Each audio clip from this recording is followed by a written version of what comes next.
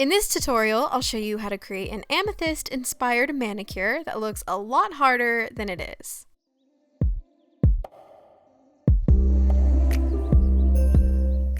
We're going to get started like we always do by prepping the nails with base coat. Because we're working with dark colors, it's extra important to apply base coat to prevent staining, and this is going to help your manicure last longer.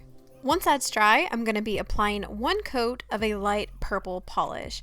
I'm doing this to give the other polishes I'll be putting over top a base so that you won't be able to see your natural nail through the colors.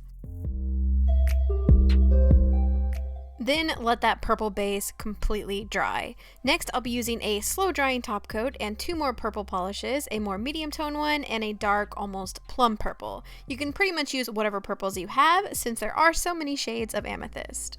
Working quickly, apply a layer of the clear polish, then randomly dot the light purple, medium, and dark purple polishes into the top coat. Now grab a piece of plastic wrap and lay it over top of your nail. Lightly press it and then pick it up and move it over just a tad and press it down again. Then slowly peel it off. This will leave you with an effortless blended marble effect.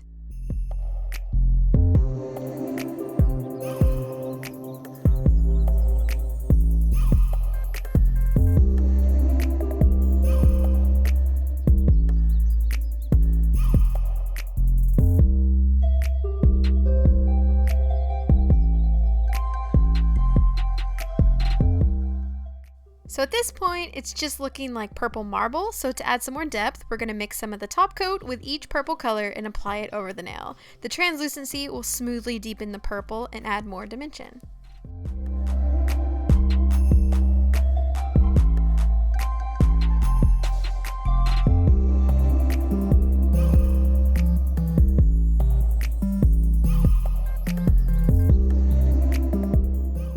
Next, I'm going to use some plain white acrylic paint, which is just craft paint, and I added a lot of water to it to make it extra runny.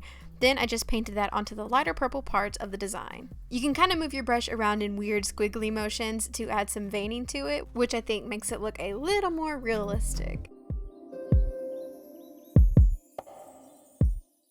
For a little extra geode sort of effect, I'm going to add some gold foil flakes around the edges of the design. Make sure you smooth the flaky foil down to prevent a bumpy texture, and if you don't like how this looks, you can totally skip it. I just think it looks cool.